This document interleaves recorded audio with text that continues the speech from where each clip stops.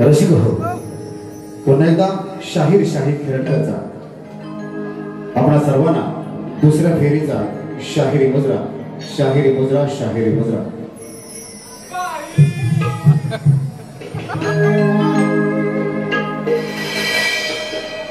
खरं तर शक्तिवाला शाहीर हा स्त्रीचं प्रतिनिधित्व करतो. शक्तिवाला शाहीर म्हणजे पार्वती मातेचं प्रतिनिधित्व करतो, राधेचं प्रतिनिधित्व करतो, वर्तमान काळातल्या स्त्रीचं प्रतिनिधित्व करतो. त्यामुळे मी बाई म्हटलं तर चालेल, पण तुरेवाला शाहीर हा पुरुष प्रधान शाहिरी करणारा शाहीर असतो. बरोबर ना जुने जाते लोकांना. त्यामुळे त्यानं असा वाई वाई वाई केलेला शोभायचा असू द्या. आता भगवानच्या ते गुण आहेत, आपण त्याला काहीच करू शकत नाही. असतं एखादं ईश्वरी म्हणजे थोडंसं प्रोडक्शन फॉल्ट असू शकतो, त्याला आपण काहीच करू शकत नाही. तरी सुद्धा तुरेवाले शाहीर विकासजी लांबोरे यांनी आपली प्रथम फेरी त्यांच्या लौकिकाला साजेशी केलेली आहे आणि रसिक जनातून सुद्धा त्यांना भरभरून प्रतिसाद मिळालेला आहे. यासाठी मी रसिकांचे खरोखर आभार मानतो. एकदा जोरदार टाळ्या होत्या रसिकांसाठी. आता रसिक म्हटलं की त्यात असंख्य लोक आहेत. प्रत्येकाची आवड निवड वेगळी आहे, प्रत्येकाचा दृष्टिकोन वेगळा आहे, प्रत्येकाची अपेक्षा वेगळी आहे. त्यामुळे ज्याने त्यानं आपापल्या अपेक्षेप्रमाणे शाहिरांकडून मागणी केली आणि शाहिरांनी ती मागणी पूर्ण करण्याचा प्रयत्न केला. काही लोकांनी सांगितलं की शाहिरांची साल काढा पेटव असं पण म्हणते.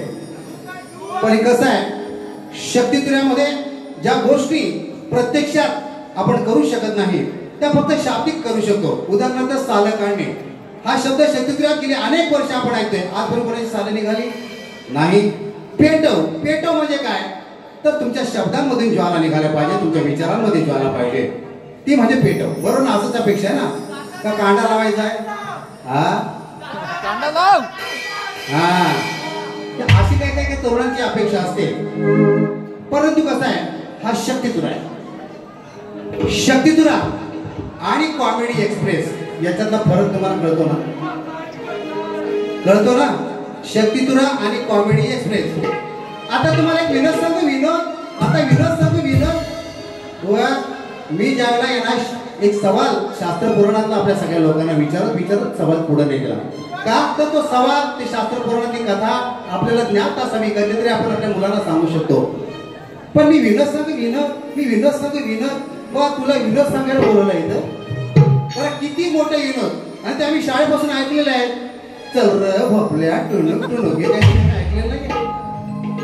पण मी जी कथा सांगितली रावणाची आणि वालीची, तुम्ही ऐकली होती ते सांगा. जी गोष्ट सांगितली पाहिजे, जी शक्तितुऱ्याच्या मर्यादेमध्ये बसते, ती मी केली. तुम्हाला इथं विनोद केल्याशिवाय तुम्हाला लोक रिस्पॉन्स देत नाहीत याची तुम्हाला खात्री आहे. आणि म्हणून आल्यानंतर कुठल्या देवी देवताला विनम्र अभिवादन नाही, महापुरुषांना अभिवादन नाही, देवी देवतांना नाही, आयोजकांना नाही, रसिकांना नाही. पहिला आल्या बुवाने असा केली, बुवाने तसा केली. अरे जरा दम का, बुवा हाय कुठं जातोय पळू, बुवा हाय तुला काय हाऊस पुरी करायची ती करून घे. पण पहिल्यांदा आल्या शक्तितुऱ्याच्या प्रथेप्रमाणे, परंपरेप्रमाणे, संस्कृतीप्रमाणे आपल्या कार्यक्रमाचा शुभारंभ कसा करावा हे ठरलेलं आहे. आणि आपण उच्च शिक्षित आहात. मी मगाशी म्हटलं हायली क्वालिफाईड, पण तो हायली क्वालिफाईड ते उच्च शिक्षितपणा तुमचा दिसायला हवा. या रिंगणामध्ये आल्यानंतर तुम्हाला शक्तितुऱ्याच्या परंपरेनुसार कार्यक्रम करावा लागतो. आल्यानंतर लगेच एक साथ नमस्ते किंवा काय गाण्याचं गाणं हे ना, काहीतरी लग्नगीत गायलं व लग्नगीत गाण्यासाठी तुम्हाला सुरुवात करायला सांगितली. तुम्ही जसा परंपरा समजून घ्यावा. तुम्ही फक्त आणि फक्त काय करता, कॉमेडी एक्सप्रेस केल्याशिवाय तुमच्या कार्यक्रमाला मजा येत नाही. मान्य करा. तुम्हाला विनोद सांगितल्याशिवाय, टिवल्या बावल्या केल्याशिवाय तुमची बारी पूर्ण होत नाही. आणि तुम्ही फक्त एका जागेवरती ताट उभे छानपैकी शाहिरी बाजामध्ये कार्यक्रम करा. ओके, हे काय टिवल्या बावल्या ही नोटंकी कशासाठी हवी? ठीक आहे, लोक रिस्पॉन्स देतात, ही पब्लिक आहे. पब्लिकला घाणेकर बुवांना प्रेम दिलं. वसंत भुईरांपासून अनेक शाहिरी होऊन गेले. तुकाराम मानकर आहेत, माझे गुरुवार दत्ताराम आहेत, आज सुद्धा त्यांचं नाव ओठा अपूर्ण. त्याचं कारण आहे की त्यांनी क्षत्रियांचं जतनाने संवर्धन केलं, त्यांची जी आब आहे ती राखली. तुम्ही काय करताय? 1 वर्षात 39 बाऱ्या करण्यापेक्षा थोड्या बाऱ्या करून आपण लॉंग टर्म पर्यंत, शेवटपर्यंत, जास्तीत जास्त कालावधीपर्यंत आपण या क्षत्रियाच्या कडे टिकतो किती याला जास्त महत्व आहे. एकदा 40 बाऱ्या करणारे आम्ही बरेच बघितले. मिळतात तुम्हाला. आता सध्या तुमचे विरोध लोकांना आवडतात, नो प्रॉब्लेम. आई करून तुम्ही लोकांना खूप खुश केलेलं आहे, हे पण मी मान्य करतो. तुमच्या लेखणीत सुद्धा जादू आहे, हे सुद्धा मी मान्य करतो. पण डांबा उडव, हे जे काय आपले शब्द आहेत ना बोली भाषेत आहेत. सुरुवातीला तुम्हाला एक आनंदाची बातमी सांगतो आणि नंतर मी बारायला सुरुवात करतो. आपली मराठी बोली भाषा आहे, आपली माय बोली आहे. ज्ञानोबांपासून तुकोबांपर्यंत ज्यांनी खऱ्या अर्थाने या भाषेला एक अभिजात दर्जा प्राप्त करून दिला. परंतु आपली अनेक वर्षाची मागणी होती, हजारो वर्षाची एक मागणी होती की आपल्या मराठी भाषेला अभिजात भाषेचा दर्जा प्राप्त व्हावा, होती का नाही? परंतु आज घटस्थापनेच्या दिवशी, नवरात्रोत्सवाच्या शुभारंभाच्या दिवशी केंद्र सरकारनं आपल्या महाराष्ट्राच्या मराठी भाषेला अभिजात भाषेचा दर्जा प्राप्त करून दिला आहे. म्हणून मी केंद्र सरकारचे मनपूर्वक आभार मानतो या ठिकाणी की ज्या मायेनं, ज्या बोली भाषेतून तुम्ही आमची आदान प्रदान केलं विचाराचं, ज्या बोली भाषेतून तुमची आमची संस्कृती इथपर्यंत प्रवाहित झाली, ज्या बोली भाषेनं आम्हाला लौकिक प्राप्त करून दिला, जिनं अमृताच्या देखील पैजा जिंकल्या, दिल्लीचे हितक्त राखली मराठी भाषा. आणि म्हणून ज्या मराठी भाषेनं तुम्हाला आम्हाला ओळख निर्माण करून दिलेली आहे, आमच्या भावना व्यक्त करण्याचं साधन म्हणजे आमची भाषा आहे. लाभले आम्हाचं भाग्य आम्ही बोलतो मराठी, झालो खरेच धन्य आम्ही ऐकतो मराठी. जात पण धर्म पण एक मानतो मराठी, अवघ्या विश्वात एकच माय मानतो मराठी. आणि म्हणून मराठी भाषेला अभिजात दर्जा प्राप्त झालाय, याचा आनंद तुम्ही आम्ही साजरा केला पाहिजे. एकदा जोरदार टाळ्या हो द्या आमच्या मराठी भाषेसाठी. आणि म्हणून त्या मराठी भाषेलाच खरं आपण अजून वैभवताला प्राप्त करून दिलं पाहिजे. आपण साहित्य वाचलं पाहिजे, साहित्य वाचलं पाहिजे, साहित्य लिहिलं पाहिजे. आता साहित्य हे प्रत्येकाच लिहू शकतो असं नाही, परंतु साहित्य वाचिक म्हणजे पूर्वी मुद्रण व्यवस्था होती का नव्हती? प्रिंटिंग प्रेस होते का दादा? पूर्वी नव्हते. आपण तरी सुद्धा साहित्य निर्मिती व्हायची, कारण त्यावेळेला वाचिक साहित्य अस्तित्वात होतं. तुम्हाला सांगतो की ज्ञानेश्वरी सुद्धा ज्ञानेश्वरांनी वाचली आणि ती सच्चिदानंदाने लिहून काढली, बरोबर ना? म्हणजे आधी वाचिक साहित्य अस्तित्वात होतं आणि नंतर ते आपल्या प्रिंटिंग मध्ये, मुद्रणालयामध्ये त्या स्वरूपामध्ये आलं. त्यावेळेला भाषा सुद्धा एक लिमिटेड होती. आज मराठी भाषा ही समृद्ध भाषा झालेली आहे. म्हणून या भाषेचा आपण नक्कीच अभिमान बाळगला पाहिजे. आता आपण पुढे जाऊया. बुवानी माझ्या प्रश्नाचं उत्तर देण्याचा प्रयत्न केलेला आहे. लांबोरे बुवा, मी त्या दिवशी सुद्धा म्हटलं की माणसाला शोधत राहिलं पाहिजे, परंतु आपण दिलेलं उत्तर मी मान्य करावं असा आग्रह नाही आहे. आपण दिलेलं उत्तर त्या दिवशी सुद्धा चुकीचं होतं आणि आज सुद्धा ते उत्तर चुकीचं आहे. त्यामुळे पुन्हा एकदा आपण नक्कीच आपल्या गुरुवर्य, आपल्या वस्ताद यांच्याकडे जावा. आपण पुन्हा एकदा शोधा. ज्या दिवशी आपण खरं उत्तर द्याल त्या दिवशी मी तुम्हाला सांगितलंय की मी तुमचा संपूर्ण रसिकांच्या समोर हार पुरे घालून सन्मान करेन. आणि हा खऱ्या अर्थानं आपल्या शक्तिकेंद्राची परंपरा आहे. त्यामुळे बुवा, आपण आज दिलेलं उत्तर देखील संपूर्णतः चुकीचं आहे.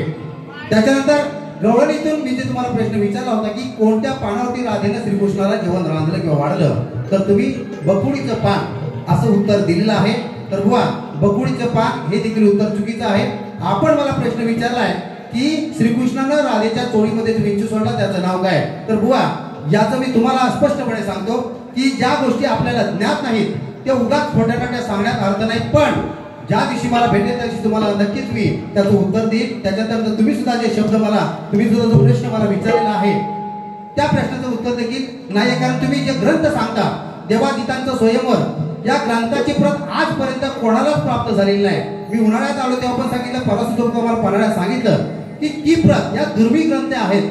हे ग्रंथ कदाचित एखादी प्रत तुमच्या कोणाच्या तरी हातात लागली असेल आणि त्याच्यातून तुम्ही हे प्रश्न काढले असतील, परंतु याचं उत्तर सापडण्यासाठी ती प्रत आमच्या हातापर्यंत येणं गरजेचं आहे. आणि ज्या दिवशी ती प्रत येईल तेव्हा आम्ही तुम्हाला उत्तर द्यायचा प्रयत्न करू. तोपर्यंत आम्ही चुकीचं उत्तर अजिबात देणार नाही. आमच्या गुरुवाराने सांगितलं आहे की उगाच काहीतरी लोकांची दिशाभूल करणं अजिबात शक्य नाही, हे करू नये. आणि म्हणून आपण खरं तर पुढे जाऊया. आज दुर्गा शक्तीचा उत्सव आहे, नारी शक्तीचा उत्सव आहे आणि मला आनंद आहे की आज मोठ्या संख्येनं या ठिकाणी माझ्या माता भगिनी उपस्थित आहेत. एकदा जोरदार टाळ्या हो द्या आमच्या माता भगिनींसाठी. खरं तर दुर्गा शक्ती ही तुम्हा सर्वांची ऊर्जा आहे. नारी शक्ती ही तुम्हा आमची सगळ्यांची ऊर्जा आहे आणि म्हणून नारी शक्तीला पुढे घेऊनच आपल्याला पुढे जायचं आहे. भारतीय संविधानामध्ये सुद्धा नारीला अधिक महत्त्व दिलेलं आहे. स्वातंत्र्य, समता, न्याय, बंधुता हे डॉक्टर बाबासाहेब आंबेडकरांनी आम्हाला दिलेले आहेत. त्यामध्ये नारी म्हणजे समतेचा विचार जो आहे तो नारी शक्तीमध्ये सुद्धा येतो. स्त्री आणि पुरुष ही सुद्धा समानता असली पाहिजे आणि म्हणून शाहीरांनी फक्त आणि फक्त विनोदाच्या जोरावर आपली बारी पूर्ण केलेली आहे. बारीला रंगत होती. मी पण मागे एन्जॉय करतो, कशाला खोटं सांगायचं. खरं कर बुवानी मागे जे काही विनोद सादर केले ते विनोद मी पण ऐकत होतो. पण बुवा विनोदापेक्षा खरं तर आपण या बारीची प्रगल्भता, विचाराची प्रगल्भता आपण लोकांपर्यंत मांडली पाहिजे आणि म्हणून विकास बुवा तुम्ही फार ज्ञानीवंत नाही. हो विकास बुवा तुम्ही समजता. विकास बुवा तुम्ही फार ज्ञानीवंत नाही. तसेही तुम्ही कलाकार फार जातीवंत नाही. अहो विकास बुवा तुम्ही फार ज्ञानीवंत नाही, प्रतिभावंत नाही. तुम्ही ही तसे कलाकार फार जातीवंत नाही. अहो तुमच्या वागण्याची तुम्हाला जराही खंत नाही. हो विकास बुवा अहो तुमच्या वागण्याची तुम्हाला जराही खंत नाही आणि तुमचे असे भिकार वागणे बुवा मला पसंत नाही. हे शाहिराचा शाहिरी बाज पाहिजे, या शाहिराचा शाहिरी बाज पाहिजे आणि या कलेला शोभणारा बुवा तुमचा साथ पाहिजे. अहो नौटंकी करून तुम्ही बारी करून जाता. अहो नौटंकी विनोद करून तुम्ही बारी करून जाता. पण जनाची नाही मनाची बुवा तुम्हाला लाज पाहिजे. बरं की नाही. आणि म्हणून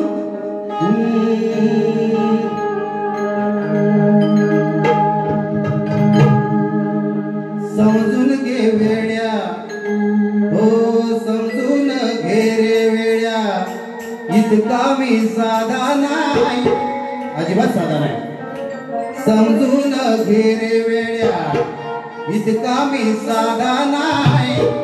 तुला ती जडली आहे पण मला विषबाधा नाही. हे समजून घे रे वेड्या, इतका मी साधा नाही. तुला ती जडली आहे गर्वाची बाधा नाही. आज गड भेटलास नाक्यावरी, आज वेड्या भेटलास नाक्यावरी.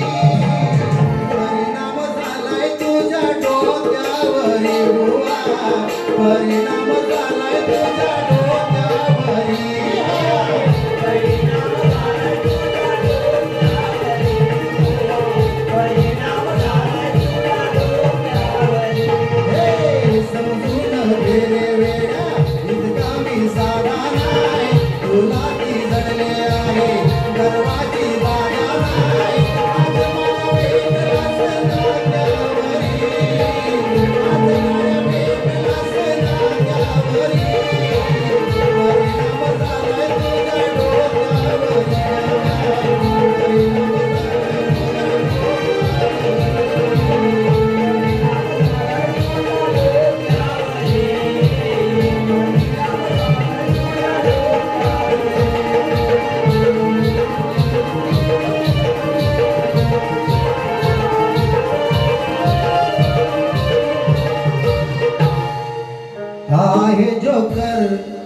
जोकर वा तुम्ही अतिशय चांगले जोकर आहात. मी तुम्हाला प्रसिद्धी पत्रक देऊन टाकतो. शक्तितुरा आणि कॉमेडी एक्सप्रेस ही तुम्ही मिक्स करून टाकले. त्यामुळं हा हे जोकर याला मारू ठोकर, हा हे जोकर याला मारू ठोकर. याची उगाच फडफड हाय, याची उगाच फडफड हाय. या बुवाची काहीतरी गडबड आहे, या बुवाची काहीतरी गडबड आहे, या बुवाची काहीतरी गडबड आहे.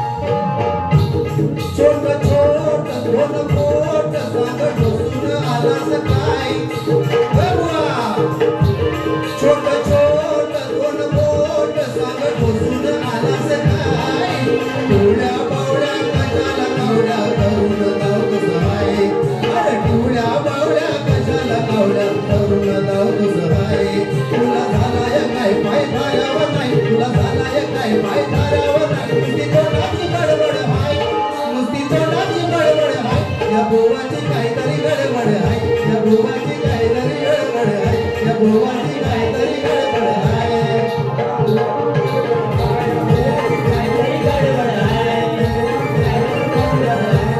हा आहे जो कर्याला मारू ठोकर हा आहे जो कर्याला मारू ठोकर या जीविकात बडबड हाय या जीविकात बडबड हाय या बोवाची काहीतरी गडबड हाय या बोवाची काहीतरी गडबड हाय या बोवाची काहीतरी गडबड हाय या बोवाची काहीतरी गडबड हाय या बोवाची काहीतरी गडबड हाय या बोवाची काहीतरी बुवा गडबड असेल तर जरा सुधारून घ्या शक्ती तुला समजून घ्या तुमच्या वाचनाला तुम्ही लगेच फोन लावता प्रश्नाचं उत्तर तुम्ही जाणून घेता पण शक्ती तुऱ्याची परंपरा जर जाणून घेतली तर खूप उपकार होतील आमच्या या कलेवरती उगाच नुसतं विनोद विनोद विनोद कॉमेडी हसून लग्नाची घेता काय काय झालं शाळेतल्या गोष्टी सांगता त्याच्यावर बाजत नाही बुवा शक्ती तुरा हा शक्ती तुऱ्याप्रमाणेच सादर झाला पाहिजे आणि म्हणून माझ्या पप्पाने गणपती आणला आमच्या पप्पाने गणपती आणला आज बुवा का चांगलाच गणला आज बुवा का चांगलाच गणला कशी करावी हो गणती बुवा हा भेटला पणवती कशी करावी हो गणती बुवा हा भेटला पणवती माझ्या पोराने याला हल्ला माझ्या पोराने याला हल्ला आज बुवा चांगला गणला आज बुवा चांगला गणला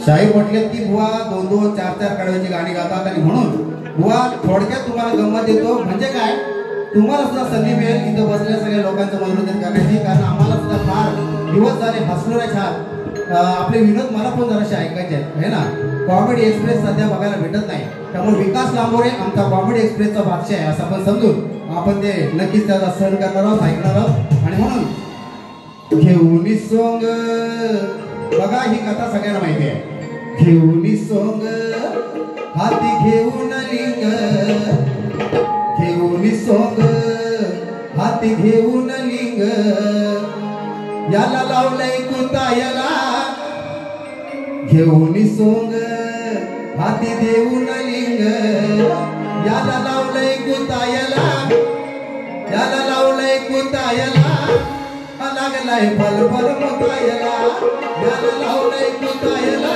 लागलाय फल फल मुतायला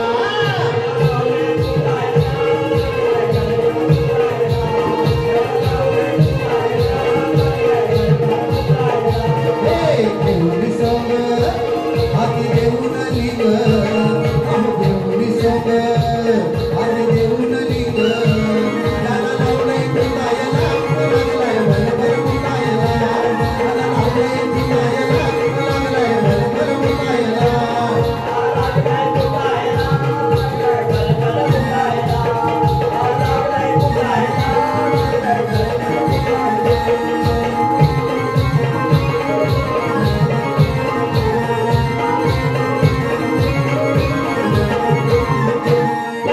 रावण गेला कैलासवर रावण गेला कैलासवर मायन गेले लावून स्वर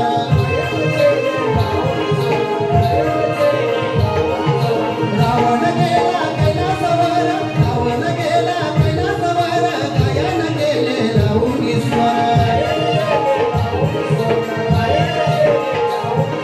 प्रसन्न केले माझ्या भोलेनाथाला प्रसन्न केले माझ्या भोलेनाथाला ते लागले तर हसायला लागलाय बल बल मुकायला ते लागले तर हसायला लागलाय बल बल मुकायला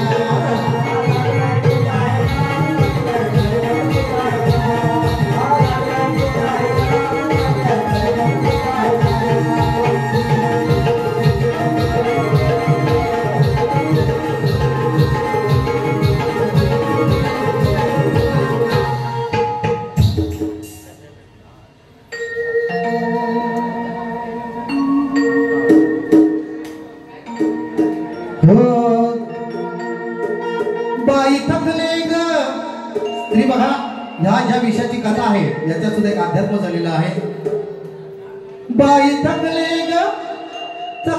ग या प्रपंच राड्यानं बाई थकले प्रपंच राड्यानं नाही विकास ग केला विकास भाड्यानं नाही विकास ग केला विकास भाड्यानं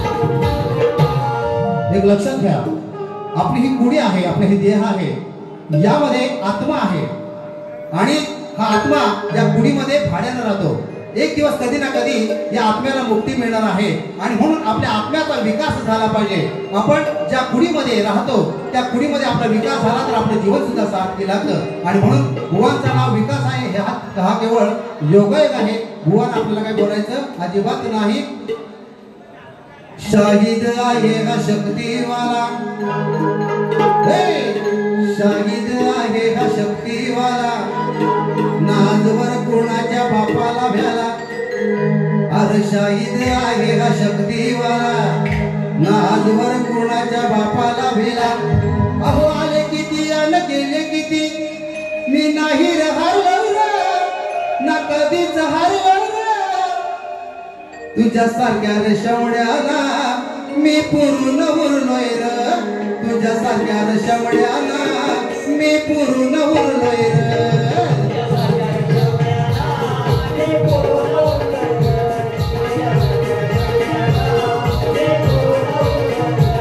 अरे शाहिद आहे हा शक्तिवाला अरे शाहिद आहे हा शक्तिवाला आजवर कुणाच्या बापाला भ्याला अरे आले किती आणि गेले किती निघालीच हरवलं ना कधीच हरवलं तुझ्या सारख्या शमड्याला मी पूर्ण उरलोय रे तुझ्या सारख्या शमड्याला मी पूर्ण उरलोय रे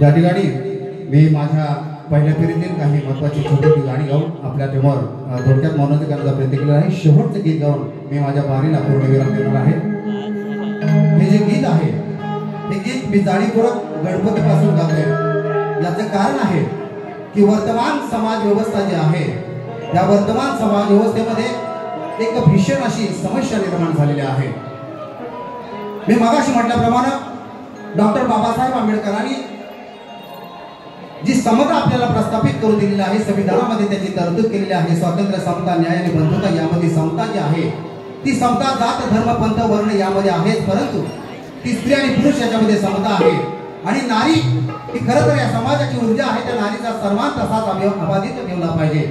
परंतु आज कितीही आपण पुढारलेलो असो, आपण कितीतरी आधुनिक झालेलो असलो तरी सुद्धा आज सुद्धा नारीकडे बघण्याचा दृष्टिकोन हा आपला नकारात्मक आहे. नारी ही उपभोगाचं साधन आहे असं आपण मानतो.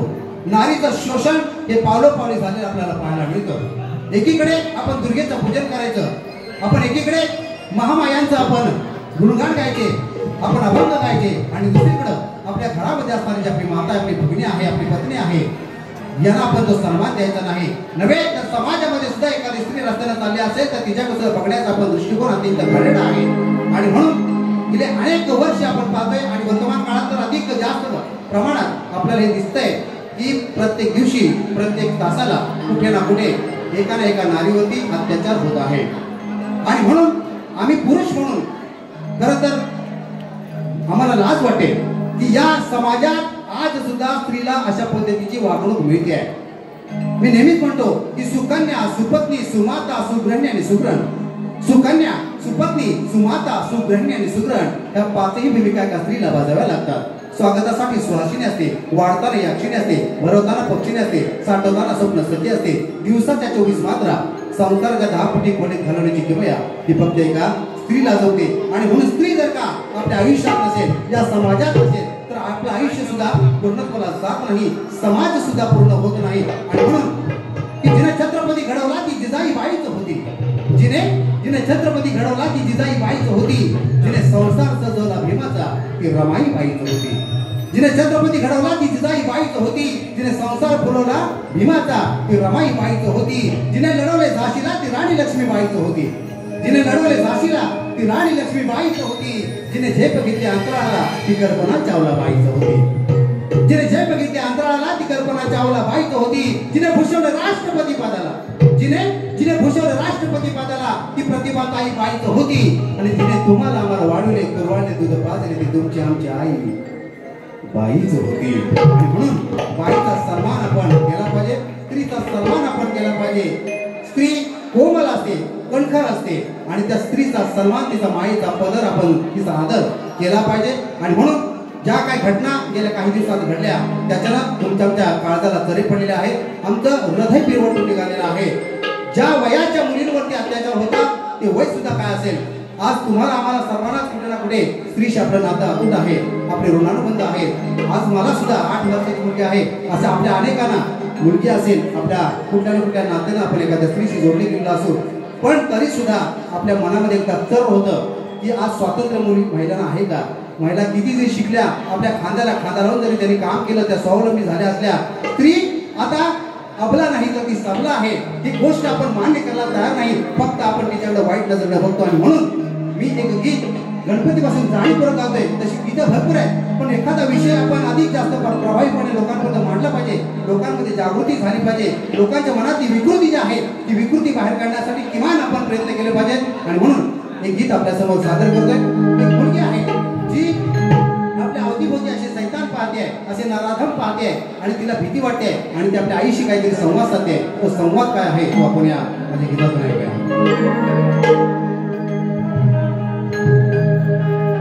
मी कशी सावरू आई,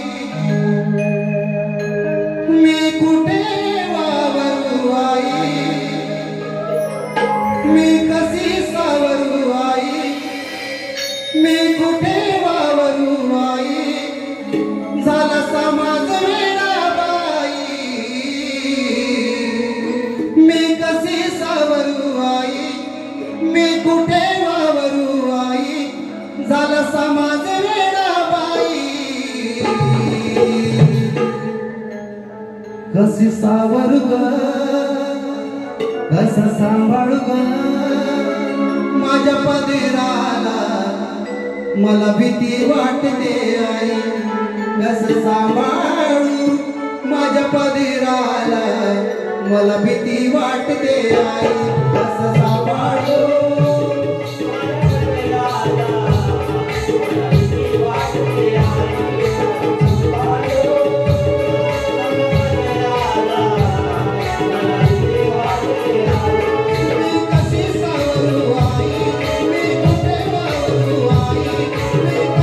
Sawaru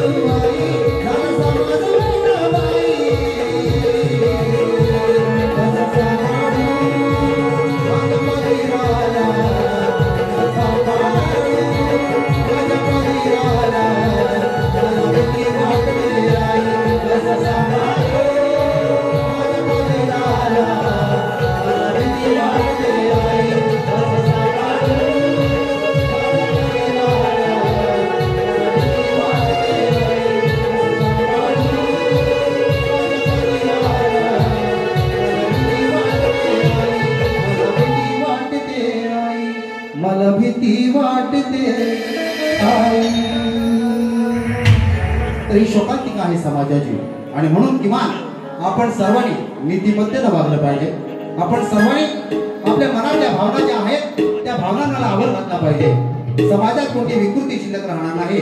समाजात जसा पुरुष ताठमानेने जगतो तसा स्त्रीला सुद्धा ताठमानेने जगण्याचा अधिकार आहे.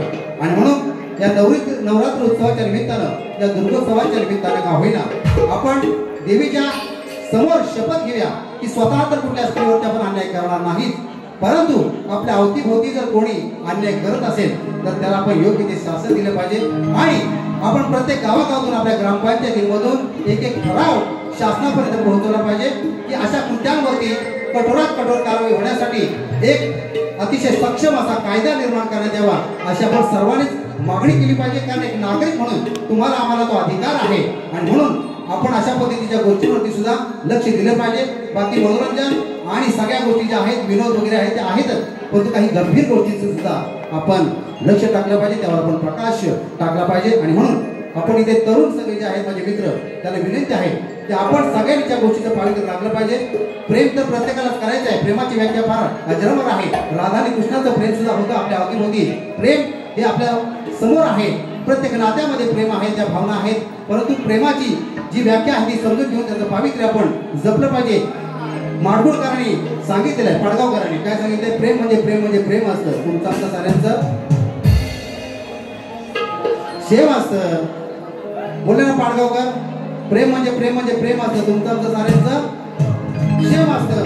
हे प्रेम काय वेगळं नसतं, फक्त आपण कशा पद्धतीने व्यक्त होतो त्यावर आहे. खरं तर प्रेम आंधळ सुद्धा असतं की नाही. की प्रेमात आंधळ झालेल्याना खरंच काही दिसत नाही. प्रेमात आंधळ झालेल्याना खरंच काही दिसत नाही. कारण माणसाचं हृदय काय बदामासारखं असत नाही. असतं का बघा मॅडम, की प्रेमात आंधळ झालेल्याना खरंच काही दिसत नाही. कारण माणसाचं हृदय काय बदामासारखं असत नाही. बदामावर बदाम आणि त्याच्यात बाण असतो की नाही. वहीच्या मागच्या पानावर बदामावर बदाम आणि त्याच्यात बाण असतो. आंधळ्यांचा खेळ ज्याला बघण्यासाठी छान असतो. मी एकदा नाशिकला व्याख्यानाला गेलो होतो आणि त्यावेळेला अशा पद्धतीने प्रेम निर्मळ स्वच्छ पारदर्शक असावं प्रेमाची व्याख्या वगैरे सांगितली. आणि त्यातला एक विद्यार्थी मला म्हटला की तुम्ही आम्हाला प्रेम काय शिकवते, आमचं जे वय आहे त्यात आम्हाला खऱ्या अर्थानं प्रेमाची व्याख्या कळते.